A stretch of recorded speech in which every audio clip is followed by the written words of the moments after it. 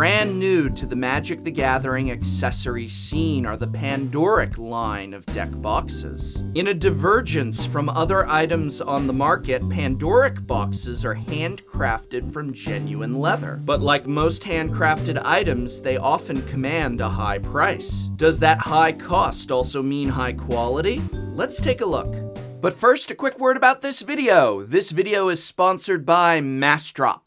MassDrop is an online group buying website that lets its customers utilize the power of buying in bulk and buying as a group. MassDrop's users voted for the Pandoric gaming boxes, and since I had not yet offered a review of these boxes, MassDrop offered to sponsor this video if I would review it in time for the drop. So enjoy this bonus video courtesy of MassDrop. As always, MassDrop only requested the topic for this video, in this case the Pandoric Deck Boxes. My review of those boxes and my evaluation of those boxes is just that, my own. Let's get started. Handcrafted using real leather and painted in a wide variety of colors, the Pandoric boxes are available in all sizes. Everything from being able to hold a standard single-sleeve deck to a double-sleeved commander deck. Unlike most flip boxes, Pandoric gaming boxes come with a latch that holds the lids securely shut. Sort of.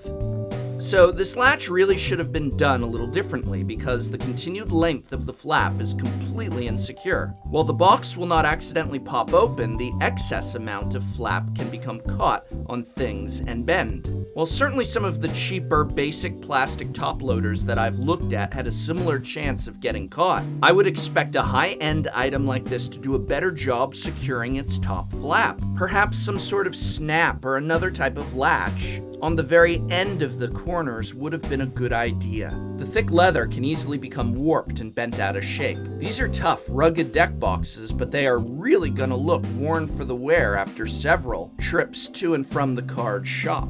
I'm also not a fan of the fact that the top does not close snugly over the box.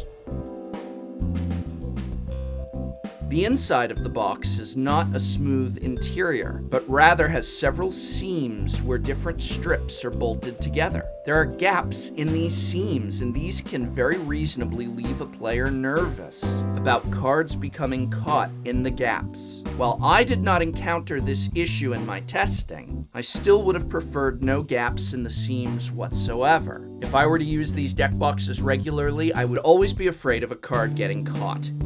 But the rugged leather makes for a very sturdy box. Here's me applying a lot of pressure to an empty box. And while it does give a little bit under my weight, the leather does not break free from its bolts, nor does it collapse in upon itself. This is indeed tough, and they'll hold up really well if someone accidentally drops a backpack on top of yours.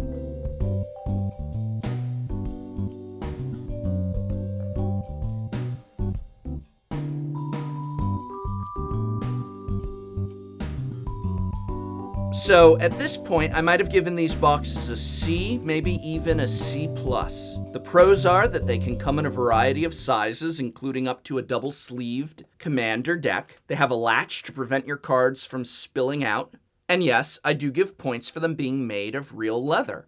Come to think of it, I don't think I've ever seen another product as of yet that's actually made of real leather. It's always that fake stuff. The cons are largely the flap not being properly held down and easily getting caught, warped and worn. The inside having gaps in its seams that could pose a potential snag to cards. And while I don't know how low of a price MassDrop can secure these for in bulk, the retail price is very high considering these problems. Unfortunately, there is another problem with the deck boxes, and it's a major problem, a deal breaker. Let's see what happens when the deck boxes come into contact with water. So let's start small. I'm just going to moisten a paper towel in regular tap water.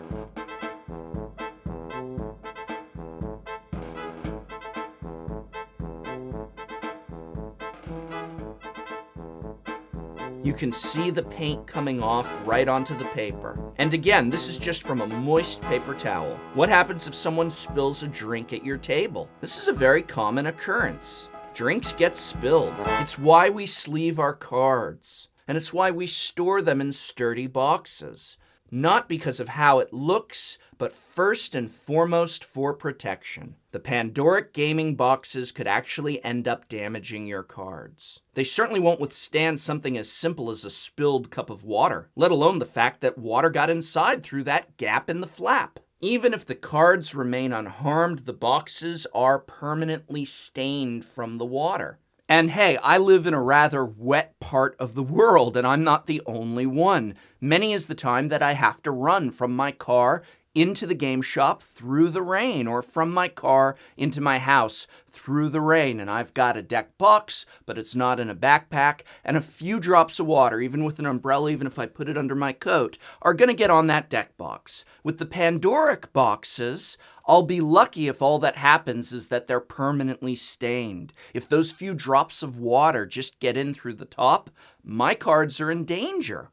Here's the boxes after several days of drying out. There's permanent stains in them as the result of water, basic water. Sorry, but that's unacceptable, and it's what makes this a D. I do not recommend these deck boxes. I hope this video has been of some help to you. If you are interested in purchasing a Pandoric deck box, they were voted on by Mass Drop users and are now available on Mass Drop at the link in the description.